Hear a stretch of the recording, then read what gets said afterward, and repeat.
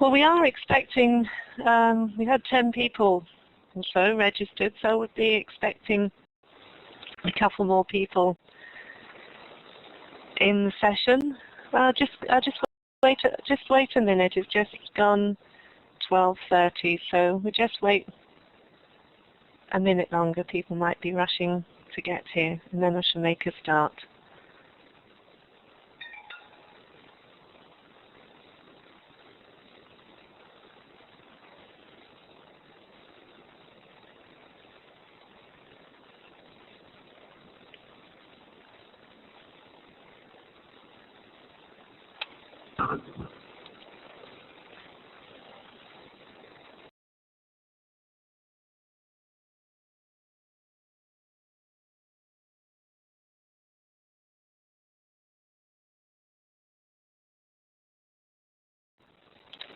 Yeah, the session's going to be recorded, so I will make a start in a minute. And Martin's doing something on YouTube as well and streaming it, so that'll be going out. So I think that we should make a start. So thank you everybody for coming today, and this session is going to be recorded, so you can listen to it later, and other people that aren't here will be able to listen to it. You've all tested your audio, and I know that we can all hear each other, which is absolutely great. Please feel free to post any questions at all in the chat pane as we go along, and we can pick those up as we go along. And so thank you very much for coming. So this session is about becoming an ALT trustee, and I shall hand you over to Doug, who shall take the session forward. Okay, thanks Shirley. Right, I'm Doug Gowan. I'm currently Vice Chair of ALT. Shirley's been talking to you already. She's a trustee and Chair of the Membership and Development Committee. We've also got another trustee with us, Sarah Sherman. Welcome, Sarah. And we've got a number of ALT staff, Martin, Carolyn and Alison.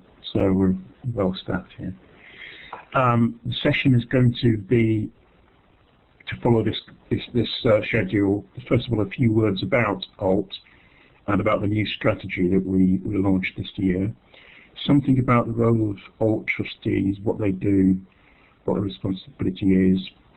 Some discussion about among the trustees about what they do and what they get out of it, and very importantly, questions from participants, things they would like to get answered, and finally how to contact us.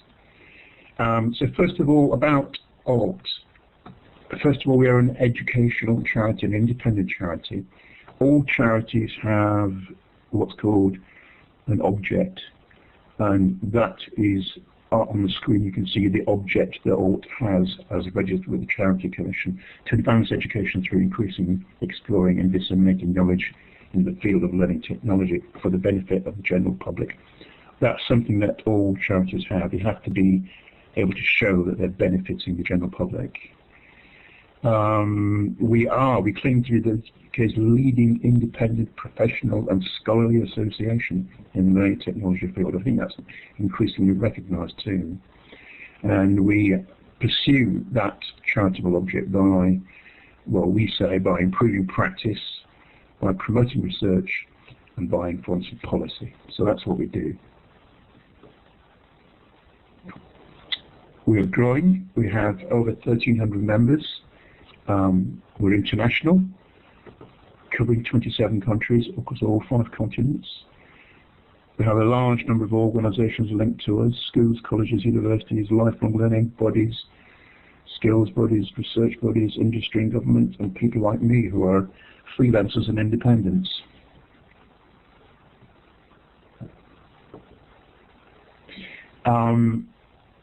These 6 points you see on this page are directly taken from the new strategy that we launched in February. And I think the important thing to note is that strategy was done after quite a big consultation exercise with members. So members were involved in saying, what should ALT be doing? And these are the 6 points. Intelligent use of learning technology, strengthening research and practice, developing strategy and policy, representing members, improving leadership and professional development, for example, through the CMALT scheme, and finally communicating, giving clear information about who we are, what we do, and what our views are. And there's a visual about all the different sorts of activities that all gets involved in: journal, conference, CMALT, special interest groups, policy responses, events, open access, networking, etc. That, in fact, that graphic is out of date because you'll see it actually mentions 650 individuals, whereas in fact we're over double that now. Octel, yeah, the second Octel is just starting. It's got over 1,000 participants already. I think this is, I'm going to pass this over to you, Shirley, for the role of a trustee. Can you just take us through this one? Yes, absolutely great. Thanks very much, Doug. Now, you will have seen, obviously, that's why you're here, the call for trustees. It's on the web.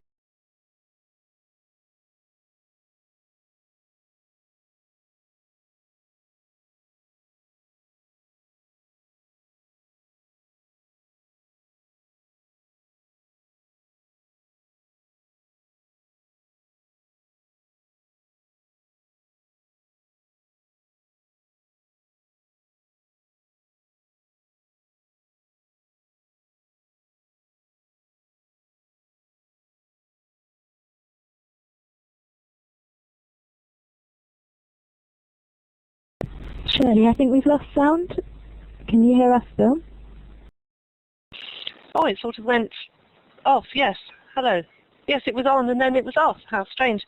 So, yeah, the general role of a trustee is about ensuring that the organisation complies with its governing documents, charity and company law, and other relevant legislation or regulations.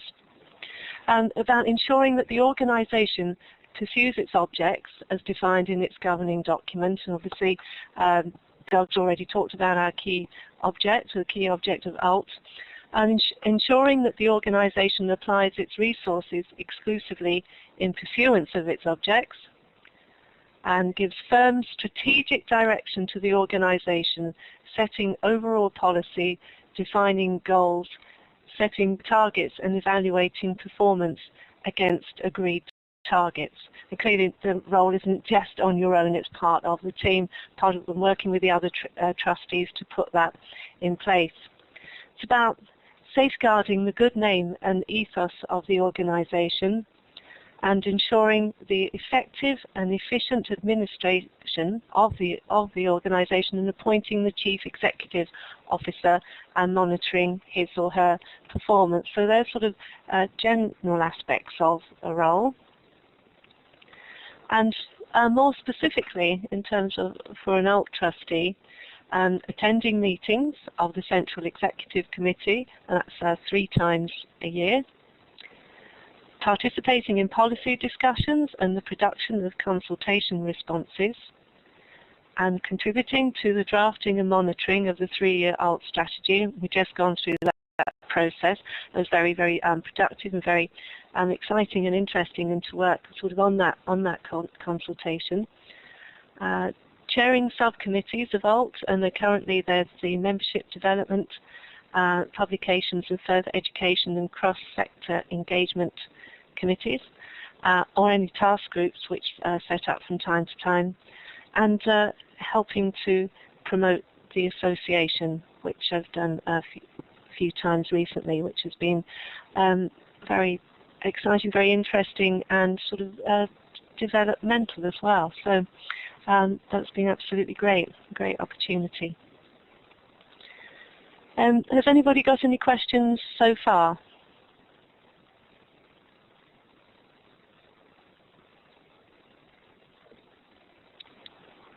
You can either come to the mic or put them in the chat pane. No? Okay. Doug, over to you. First of all, I think we should welcome Diana Laurillard, who's the current chair of ALT. Welcome, Diana. If we get some questions, perhaps you might like to respond to them. Hi. Okay. So this is a session where we just actually share some experience as trustees. I'd just like to ask you, Shirley, could you say a few words about how and why you got involved in ALT? How did it? Yeah. Yeah, absolutely. So, I first became involved with ALT, it'd be about 15 years ago, back in 1999, back in the turn of the century. And I was working in the college. I was tasked with looking and researching into virtual learning environments and whether they could be used by blind and visually impaired students, and really didn't know much about VLEs at all at the time. So I looked at the sort of technology arena, and ALT came up as a vital, if not the key organisation to get involved with. And I found it just absolutely brilliant, invaluable source of information, support, networking with experts in the field, and they also welcomed the opportunity to look at the sort of aspects that I was interested in. Accessibility was new at the time, and so that's sort of how I came into it. And I was involved for a few years in presenting at the annual conference and attending events, and then I had a change of job role, but still kept up my subscription and spent several years sort of dipping in and out. But it really helped me to keep up to speed on the sort of big stuff happening in technology and learning and teaching. And so that's how I first sort of got involved with ALT. What about you, Doug? Well, like you, I've been involved in learning technology for 16, 17 years or so. I've also I've done quite a lot of work with charities. I actually set up a charity called Open Learning Partnership. And so I like working with charities. I like working with third sector organisations generally. It is an opportunity to actually sort of be creative and do things that you perhaps can't do in different sectors. And the third area that I've been engaged quite a lot in is membership organisations. I think membership organisations can be quite exciting, drawing on the kind of experience and wisdom of the members. I've done quite a lot of work in trade unions, for example, where they depend very heavily on the kind of voluntary effort of members and representatives and that sort of thing. So I was very attracted to getting engaged in it for those three reasons. First of all, the learning technology angle, and secondly, charity work, and thirdly, membership organisation. So I tried to get involved, stood to be a trustee, didn't at first succeed, but came back at it, and then that took it from there. Well, yeah, I mean, I sort of went off into this sort of different role and was dipping in and out, and then sort of re-emerged a few years later in a sort of technology-focused role, and attended the ALT conference. That was about 2009, where I was really sort of quickly brought back really into the community, and I was applied to a call and was appointed to the membership development group. And about that time, I completed my CMALT portfolio and became an assessor, and then subsequently a member of the CMALT development group. And then proposed and voted in as vice chair of the membership development committee when Hayden Blackie moved on to become treasurer, and therefore then I became a trustee of ALT. And this was a very proud moment in my life, and in fact quite a pivotal point in my own sort of self-belief and professional awareness and development. So that's what happened to me, and that's why I'm a trustee, I would say. Great. I wonder if we could ask Sarah to comment about what sort of things, Sarah, what sort of things would you have wanted to know when you were getting involved in ALT? What were the questions that you had?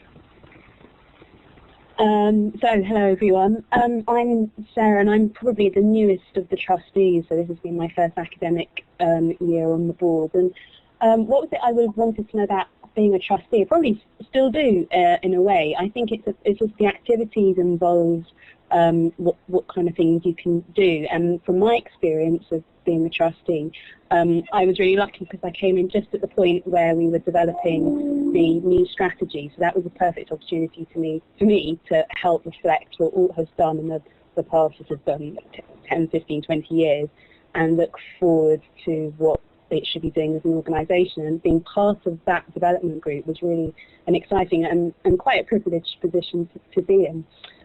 Other things that I've been supporting ALT on as a trustee, and Shirley's already mentioned it, is getting involved in projects with other organisations. So, for example, working with JISC on developing their co-design strategy, but representing ALT as a partnership organisation. And it's nice in some ways to be representing ALT, a membership body, rather than representing the institutions that I work for. So it's quite refreshing sometimes to come from an organisation.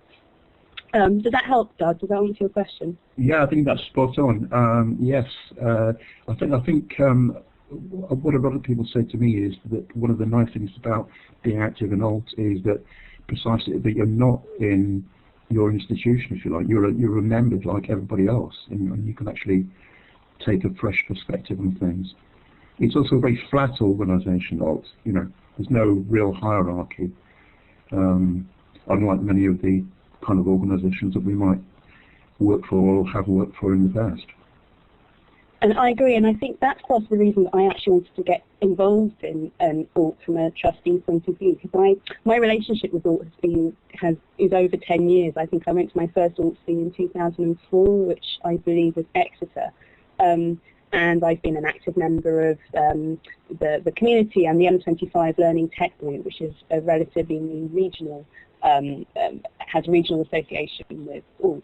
And I was co-chair of ALT in 2012, so I really, I have a real love and passion for the organisation. So for me, becoming a trustee has meant that I've kind of been able to put something back into an organisation that I really believe in and love. And I feel that by being a trustee, I can actually, put my money where my mouth is and help them out. Great. Really, we're looking for any points from Malcolm or Gillian that we can respond to. Anything you think we should spend a bit more time on? I suppose there's two things actually that interest me. First one is a very practical one about time commitment. I mean, I see that it makes specific reference to 3 meetings per year, and I imagine that if one's involved in a task group, then that would be additional time. So that's the first question. What is the sort of normal time commitment? And the second one, which is perhaps a little bit more open, I'd like to know what excites you about being a trustee.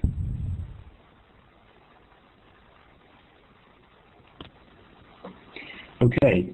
Time commitments. Would you like to say something about time commitments, Shirley?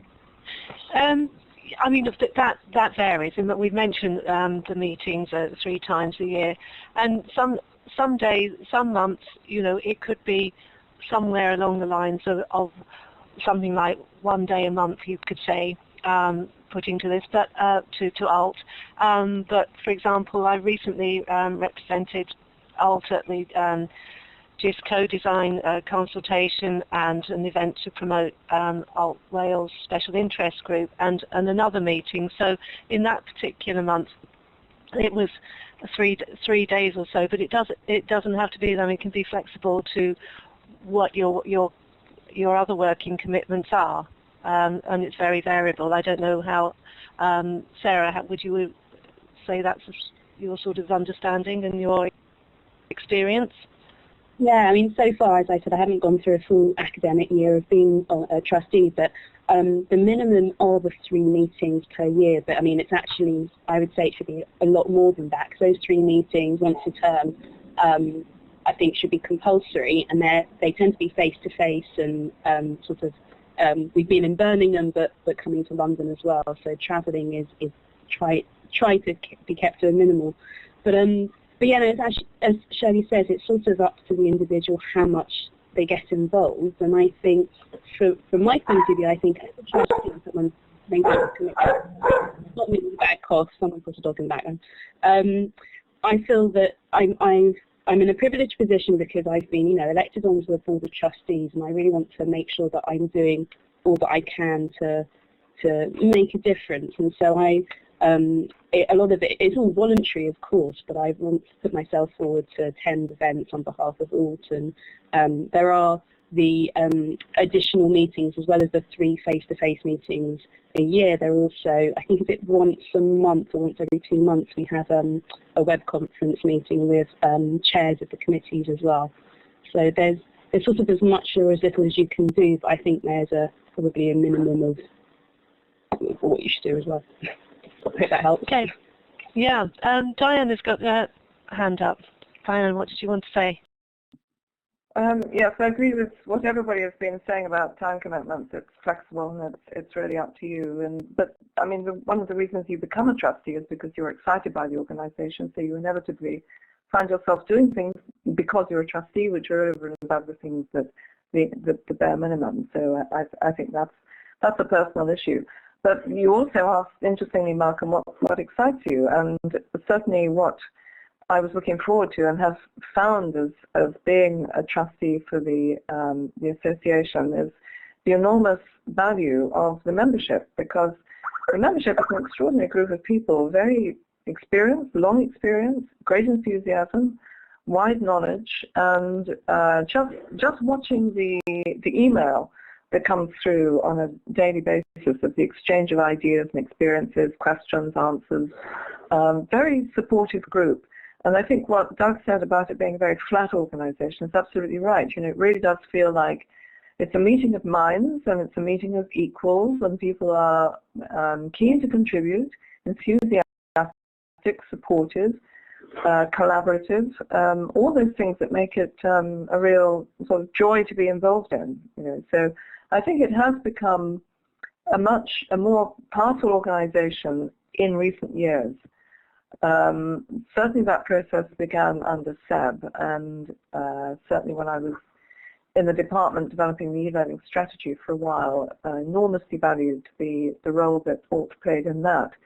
And now Maren's continuing that and developing it even further, and the role that ALT is able to play at a policy level is extremely important, because we've all got to battle to make sure that learning technologies are used as well as they possibly can be in all sectors and really do drive innovation. So we have an extremely important job to do and the means to do it with that huge community out there. So I'm hoping that will, as ETAG, the Education Technology Action Group for Ministers, unfolds further throughout the year, that will become even more prominent a part of our role. So that's the reason for the excitement, Malcolm. I thought that was a very good question.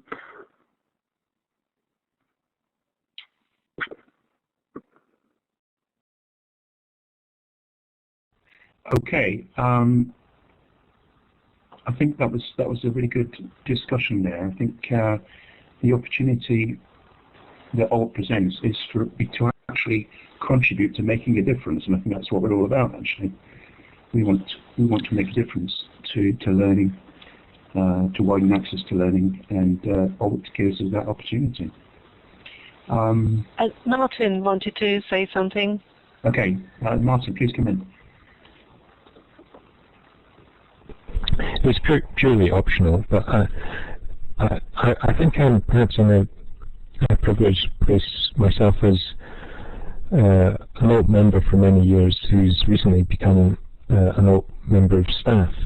And I think, I think everyone who is a member of ALT really values the community that you become part of, but you perhaps don't really understand how it's governed, how it's looked after, how its prospects for the future seem to. And it's only as becoming an ALT member that I've actually began to see some of that. And one of the things I would say for anyone considering becoming a trustee is it's your opportunity to shape the association. you know, we have a very small staff team, and that staff team is there to respond to the trustees and the committee's views. You know, we help them administer the association. So, you know, if you're looking for a reason to become a trustee, if you love ALT, like a lot of people do, and you want to shape its future, then becoming a trustee is the perfect way to do that. Excellent. I can see that Julian is, I think you're typing a question, Julian. The comment really, just that I'd like the mixture that the trustees have said about how important the organisation is and upholding its goals and its initiatives, but also that it's actually personally and professionally satisfying as well. Right. Excellent. Okay. And yeah. So, well, thanks a lot for that, Martin. I think the links with the staff are absolutely central to all of this, and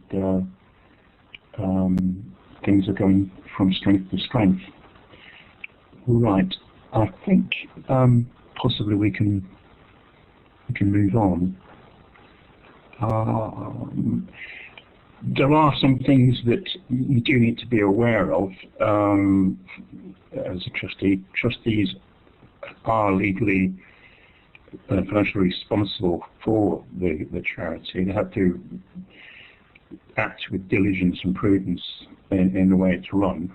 That's because there is a sort of body of English law about charities which are governed by the Charity Commission, who sets out guidelines. However, there are a couple of points to add to that. First of all, at the present time, ALT does not actually employ its staff. The staff are actually hosted by Oxford Brookes University. Now, that's not necessarily something that will last forever, but it does mean that trustees are not actually, at the present time, employers, which is an important point. And the last point is that, like all charities, trustees do have to have what's called indemnity insurance in case something does go wrong, in case anybody's sued us, which is, you know, unlikely and it's never happened, and generally never does happen. But those are points to be aware of, and that might be concerning you. Okay. Anything further that anybody wants to add?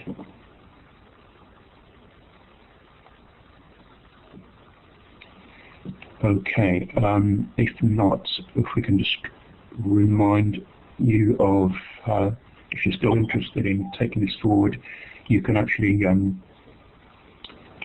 all of the stuff about the procedure for trusteeship is on the ALT website. You can contact Marandeep, or the Chief Executive, if you wish, to clarify any of those points. But otherwise, it's all there on the website. I see hands up by Diana and Malcolm. So, Malcolm, do you want to come in? Yes, I'm not sure if it's appropriate for you to answer this question, but I'll ask it anyway. As some of you may know, I took early retirement recently, so I'm not currently in an institution and not actually seeking re-employment, but I'm a long-standing member of ALT, having joined in its first year of operation and been a member ever since, and very involved in the organisation and co-chair of the conference last year, as you'll probably know.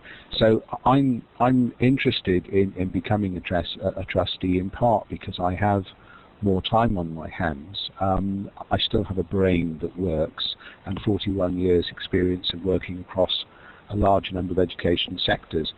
But when I look at the blurbs on the website for everyone else who's on the committee, it appears that everyone who's a trustee, they're all currently employed and deeply engaged in things within different sectors. And I'm just wondering whether being a retired learning technologist makes me not suited to be a trustee.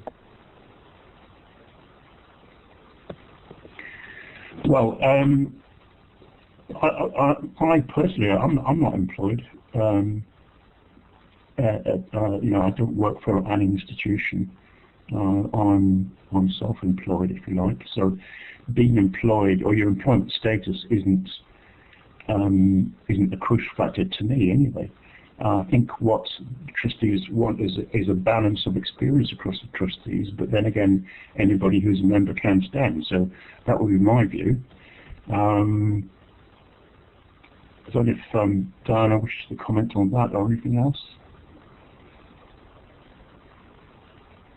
I'm going to speak in before Diana gets there. In my opinion, Malcolm, as a trustee, you're representing yourself, not an organisation that you work for. So you're bringing your experience and your interest and your passion to help develop an organisation and working with its members. So I don't think, personally, I don't think it's relevant whether you're currently employed or not. But I wouldn't imagine there are any regulations about it. But that might be something you would need to confer tomorrow. Okay, Diana, I think I just agree with that. Yeah, so I was just agreeing with what Sarah said, actually, that I think you want people with a lot of experience of the way things work in the sector, in all the sectors, actually. We have people, quite a few people, I guess, from AT, but also we've got increasingly representation among the trustees from FE, and we need more of that. We also want to have more international connections. We want to be able to reach more into schools. So we're really all the time trying to broaden the range of experience and expertise among the trustees. And that means you cast the net wide, and people who are towards the end of their career have amassed a lot of information, ideas, experience of what works and what doesn't, experience of how to make things happen in the different sectors, engagement with people at all stages of their career. So I think, why would we be so silly as to exclude people because they happen to be retired? I mean, there's a lot of expertise and experience that we can make use of there. So currency is always an issue because it's a fast-changing field. But if you're retired, you've got more time to keep up with it than anybody else. I mean, I find it an enormously difficult problem to keep up with all the trends in this incredibly diverse field. So, I don't think that's really, I would not see it personally as an issue at all. Okay. I did see a few people typing there.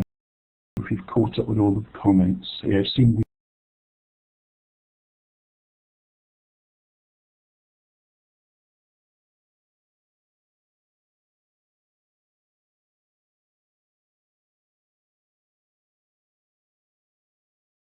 have.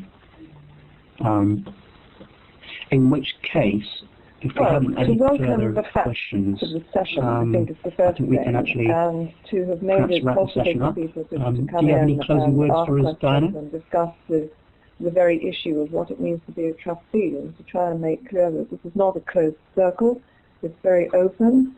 We welcome enthusiasts and people with a range of knowledge to contribute to what we're all trying to do here. So very grateful for everyone who's turned up to this session. And what I think we must do now is try and tweet it as widely as we can. This will be available. We should tweet the link. I don't think I've got it. So let's see if we can get that round to those of us who've been part of it at least, and make sure that that other people can come in and check out the recording and get a sense of what we're all about. So thank you very much to both Doug and Shirley for organising this. It's been really helpful. Thank you.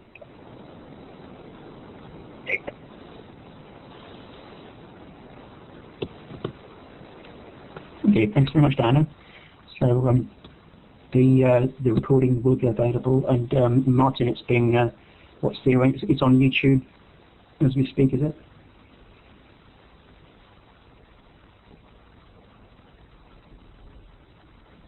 Martin's just replying, I think.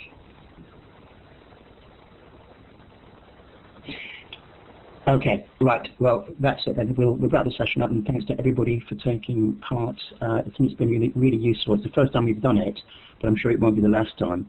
And it's created a resource that we can just build on and improve. Thanks very much, everybody.